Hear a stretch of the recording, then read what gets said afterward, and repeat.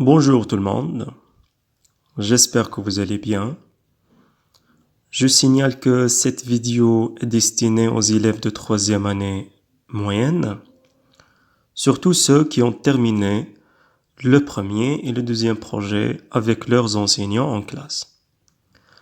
Donc nous allons commencer notre projet 3, et c'est le dernier projet du programme, par une planification et une négociation avant de l'entamer. Donc le titre de notre projet c'est quoi?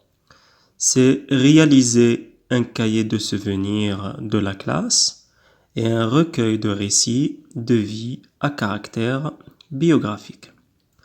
Donc comme d'habitude, nous allons essayer de trouver les mots importants, les mots clés dans ce titre. Déjà, il y a le mot récit. Ça veut dire nous sommes toujours dans le texte narratif, comme le projet 1 et le projet 2, à savoir le fait divers et le récit historique, qui sont des histoires réelles. Même dans ce projet, nous allons rester dans le texte narratif et nous allons raconter des histoires réelles. On peut aussi remarquer qu'il y a deux autres mots importants. Le mot souvenir.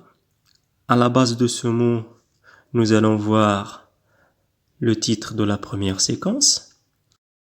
J'ai un souvenir d'enfance.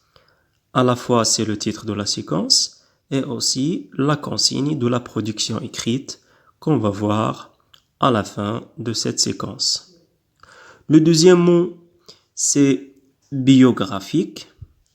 Et à la base de ce mot, nous allons voir le titre de la séquence 2, rédiger le récit à caractère biographique d'un personnage connu. Commençons par la première séquence. C'est quoi un souvenir? Un souvenir, c'est un événement réel bien sûr, de la vie. Cet événement peut être heureux, c'est pour cela on dit un beau souvenir, comme il peut être malheureux, c'est pour cela on dit un mauvais souvenir ou bien un souvenir triste. Donc dans cette séquence, nous allons raconter un événement de notre vie. Donc le pronom personnel que je dois utiliser, bien sûr, c'est le pronom personnel je, parce que je parle de ma vie. Donc ici, lorsque j'utilise le pronom personnel je, l'auteur, c'est le narrateur, et en même temps, c'est le personnage principal de cette histoire.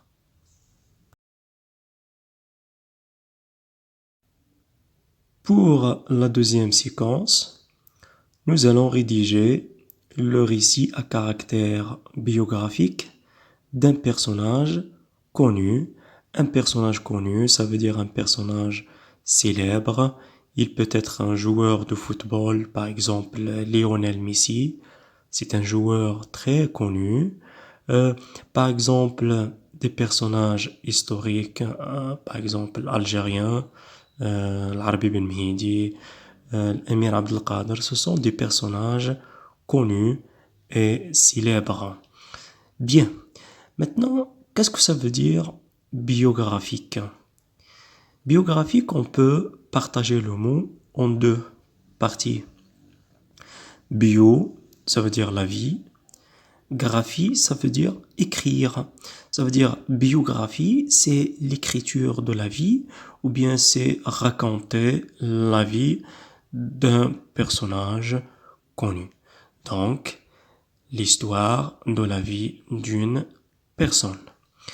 Le pronom personnel que je dois utiliser, bien sûr, c'est il, parce que je parle d'un personnage.